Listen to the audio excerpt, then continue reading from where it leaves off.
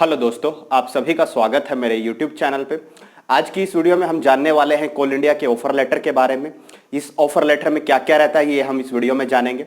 तो सबसे पहले आपको पता होना चाहिए कि जो ऑफर लेटर होता है कोल इंडिया का, वो वहाँ का जो GM पर्सनल रहता है कोल इंडिया का, वो कोल इंडिया के चेयरमैन के बिहाफ पे आपको जारी करता है। तो ये जो ऑफर लेटर होता है ये मेनली दो पार्ट कंटेन करता है। एक पार्ट में आपको ये बताया जाता है कि आपको इस पे स्केल में और ये पर्टिकुलर पोस्ट चेयरमैन कोल इंडिया ने आपको दी है, और उसके अलावा उसी पार्ट में ये भी आपको बताया जाता है कि आपको कब, किस जगह और किस चीज के लिए रिपोर्ट करना है। ये फर्स्ट पार्ट में आपको बताया जाता है। और जो सेकंड पार्ट होता है उसमें जितनी भी टर्म्स एंड कंडीशन रहती हैं वो सब दी होती हैं। तो हम इस वीडियो में यही जानने वाले हैं कि आपको कोल इंडिया के लिए अगर आपका सिलेक्शन होता है MT मैनेजमेंट ट्रेनिंग के लिए, तो आपको कहां रिपोर्ट करना होता है, जो ऑफर लेटर में लिखा रहता है, और उसके अलावा क्या क्या टर्म्स एंड कंडीशन लिखी रहती हैं। तो सबसे पहले जानते हैं कि आपको 4 दिन पहले, जब आपको जैसे ही आपको जिस दिन आपकी ज्वाइनिंग होनी है उससे 4 दिन पहले आपको डॉक्यूमेंट वेरिफिकेशन के लिए, उसके अलावा ओरिजिनल डॉक्यूमेंट के साथ, बॉन्ड सर्टिफिकेट के साथ, कास्ट सर्टिफिकेट के साथ आपको IIScm रांची में 4 दिन पहले रिपोर्ट करना होता है। तो इन 4 दिनों में आपका क्या होता है, इन 4 दिनों में आपका डॉक्यूमेंट जितने हैं आपके सब वेरीफाई होंगे। उसके अलावा आपका मेडिकल होगा जो कि आपका गांधीनगर हॉस्पिटल है रांची में, वहां पे होगा। और उस मेडिकल के बाद, जो मेडिकल होने के बाद अगर आप मेडिकली फिट हैं तो आपको कोल इंडिया में ज्वाइनिंग दे दी जाएगी। और वो इसके 4 दिन बाद, यानी कि जैसे मान लिया अगर 15 को आपको बुलाया है यहाँ पर IIScm में, तो आपको 4 दिन बाद यानी 19 की आपको इंडक्शन प्रोग्राम जो कि 14 दिन का होता है वो आपका शुरू हो जाएगा जब आप मेडिकली फिट पाए जाते हैं। तो ये फर्स्ट पार्ट में ये चीज रहती है। उसके अलावा जो सेकेंड पार्ट रहता है उसमें रहती है टर्म्स एंड कंडीशन।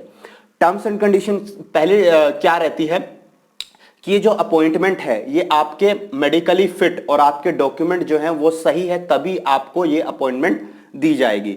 दूसरी जो टर्म्स एंड कंडीशन रहती है, जो आपका ट्रेनिंग पीरियड होगा, इसके बाद आप इंडक्शन के लिए चल जाएंगे, आपका ट्रेनिंग पीरियड 1 साल का शुरू हो जाएगा मेडिकली फिट होने के बाद। तब आपको ट्रेनिंग पीरियड में जो सैलरी मिलती है वो मिलेगी। इसके अलावा आपको जितने भी अलाउंसेस होते हैं वो मिलेंगे।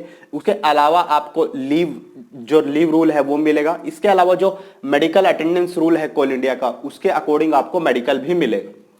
इसके अलावा अगर आपकी पोस्टिंग नॉर्थ ईस्ट डिस्ट्रिक्ट में होती है, जैसा कि आपको पता है कि कोल इंडिया की एक सब्सिडरी NEC जिसको बोलते हैं वो असम में है, तो अगर आपकी पोस्टिंग वहां पे होती है तो इसके अलावा आपको क्या मिलेगा, 10% का जो अलाउंस होता है वो मिलेगा।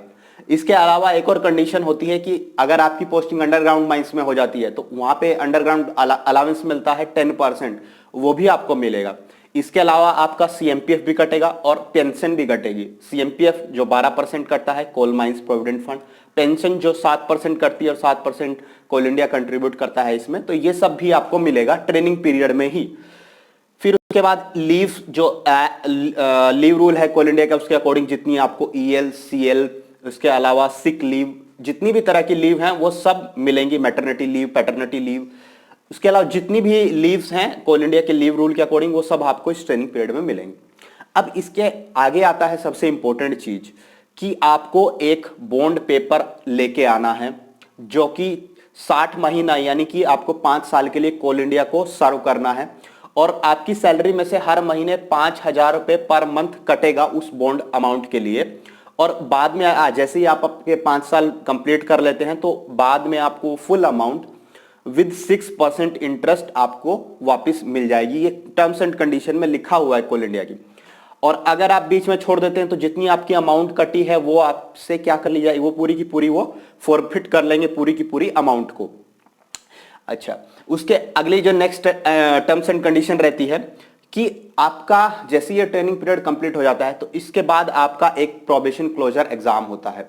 तो अगर आप उस प्रोबेशन क्लोजर एग्जाम में फर्स्ट चांस में फेल हो जाते हैं तो आपको सेकेंड चांस दिया जाएगा उसको क्लियर करने के लिए। अगर आप सेकेंड चांस में भी अगर आप फेल हो जाते हैं तो आपकी सर्विसेज जो है वो टर्मिनेट कर दी जाएंगी। और ऐसा नॉर्मली नहीं होता है, बट ये टर्म्स एंड कंडीशन में है, ये किया जा सकता है।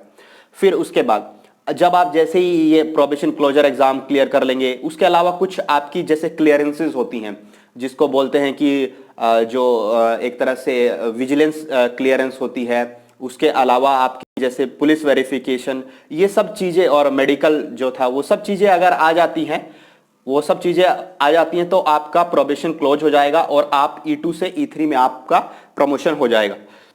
फिर इसके अलावा जो नेक्स्ट कंडीशन है, जो एज ऑफ सुपर एनुएशन है, जो आपके रिटायर होने का जो साल है वो 60 ईयर्स की, आपकी 60 ईयर की जब तक आपकी एज हो जाएगी तब तक आपकी सर्विसेज रहेंगी। उसके अलावा आपकी सर्विसेज को टर्मिनेट किया जा सकता है ट्रेनिंग पीरियड में ही, प्रोबेशन में ही, 1 मंथ का नोटिस देके और 3 महीने का नोटिस देके अगर आप रेगुलर सर्विसेज आपने ज्वाइन कर लिए, मतलब कि आपका ट्रेनिंग पीरियड कंप्लीट हो गया, प्रोबेशन कंप्लीट हो गया, तो आप रेगुलर एम्प्लॉय हो जाते हैं, तो आपकी सर्विसेज को टर्मिनेट किया जा सकता है 3 मंथ का नोटिस देके। लेकिन कब?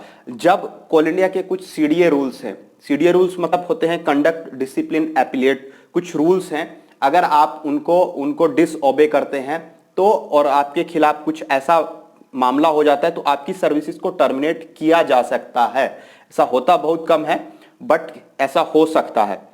फिर इसके अलावा एक एम्प्टी माइनिंग जो होते हैं उनके लिए एक स्पेशल टर्म्स एंड कंडीशन है कि उनको 2 साल के अंदर अंदर अपना second class mine manager certificate लेना बहुत जरूरी है, यानी इसको क्लियर करना बहुत जरूरी है।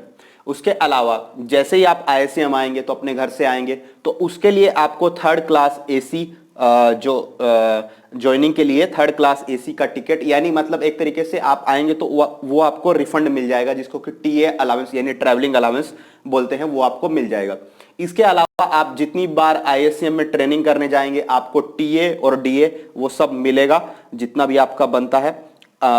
DA आपको फुल नहीं मिलेगा, अगर आप ISM में रुकते हैं तो आपको DA फुल नहीं मिलेगा, वो 1/3 मिलेगा, और अगर कहीं आप दूसरी जगह ट्रेनिंग के लिए जाते हैं और बाहर किसी होटल में रुकते हैं तो आपको फुल DA मिलेगा, उसके अलावा आपको फुल TA मिलेगा। तो इतनी terms and condition coal India के ऑफर लेटर में रहती है। तो इसके अलावा अगर आपको कुछ और इससे रिलेटेड जानना है तो आप कमेंट में जान सकते हैं। Thank you.